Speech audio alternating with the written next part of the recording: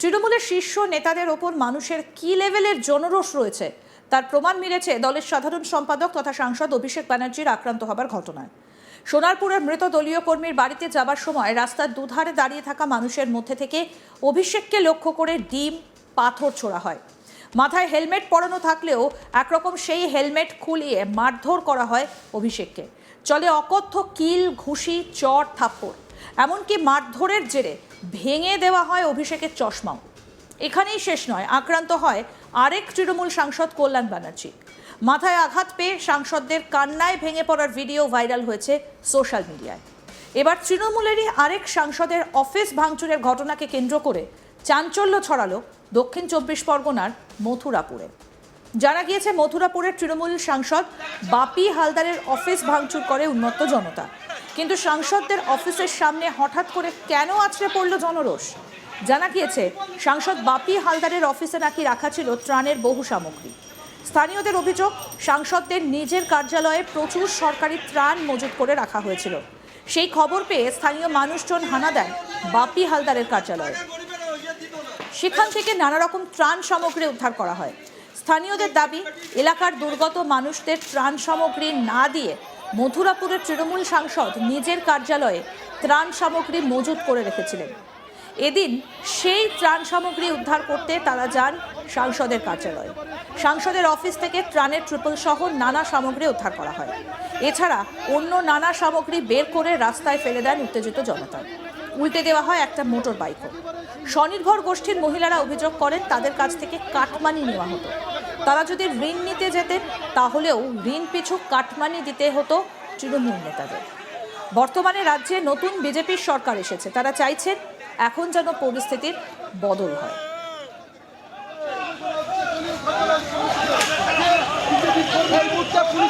Police লাঠিচার্জ করছে, police লাঠিচার্জ করে জনতাকে ছত্রভঙ্গ করে দিল।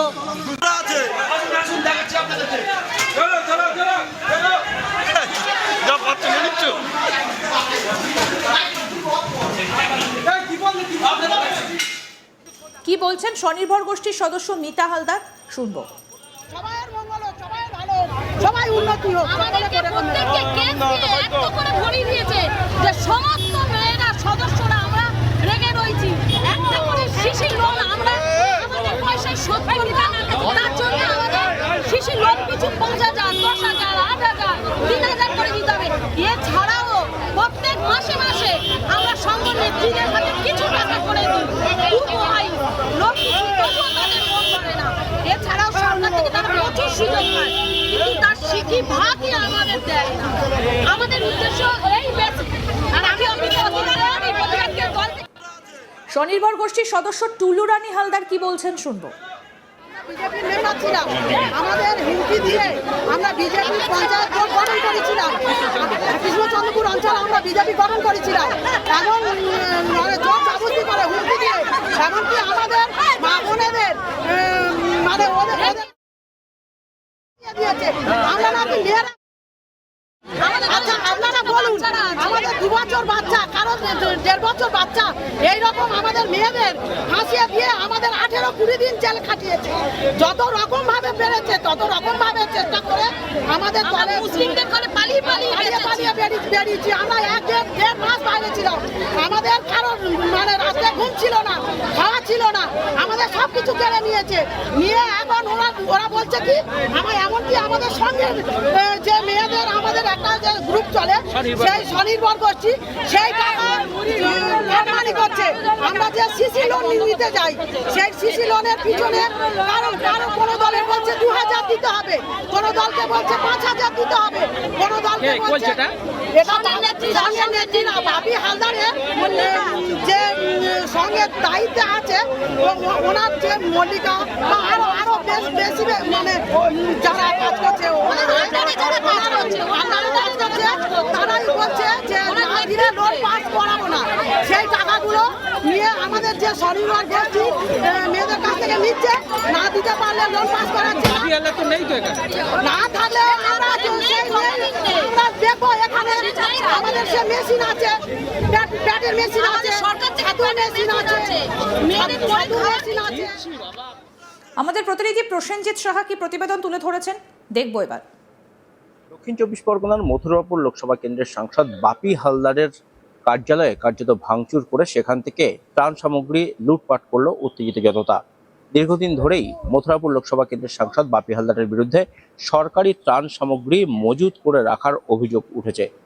বেআইনিভাবে তিনি তার নিজের গোডাউনে ত্রাণ সামগ্রী মজুত করে রেখেছিলেন, এমনটা অভিযোগ উঠেছিল। আর সেই অভিযোগ পেয়েই কার্যত রবিবার সন্ধ্যায় উত্তেজিত জনতা এবং স্থানীয় বিজেপি কর্মীরা তারা সাংসদ বাপি হালদারের যে কার্যালয় রয়েছে সেই কার্যালয়ে তারা হানা দেয়।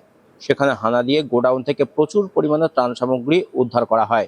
একদিকে যেমন সরকারি ত্রিপল উদ্ধার হয়েছে, তেমনি বাসনপত্র উদ্ধার হয়েছে, সরকারি নানা প্রকল্পের সামগ্রী উদ্ধার করা হয়েছে বাপি হালদারের এই যে কার্যালয়, সেই কার্যালয়ের গোডাউন থেকে। স্থানীয়দের দাবি, দীর্ঘদিন ধরে সরকারি এই প্রকল্পের ত্রাণ সামগ্রী সাংসদ নিজের কার্যালয়ে দখল করে রেখেছিলেন, সেখানে মজুত করে রেখেছিলেন এবং প্রয়োজন মতো নিজের দলের কর্মীদেরকে সেগুলো দিচ্ছিলেন। যারা মূল ভুক্তভোগী তাদেরকে এই ত্রাণ সামগ্রী দেওয়া হয়নি বলে অভিযোগ। আর সেই কারণে স্থানীয় মানুষজন এবং বিজেপি কর্মীরা তারা যখনই খবর পান যে বাপি হালদারের এই কার্যালয়ে ত্রাণ সামগ্রী মজুত করা রয়েছে অবৈধভাবে, তারা সেই কার্যালয়ে হানা দেন এবং সেখানে ভাঙচুর চালিয়ে গোডাউন থেকে কার্যত ত্রাণ সামগ্রী বার করে নিয়ে এসে সাধারণ মানুষের মধ্যে বিলিয়ে দেন তারা। ঘটনাকে কেন্দ্র করে ব্যাপক উত্তেজনা ছড়ায় এলাকাতে।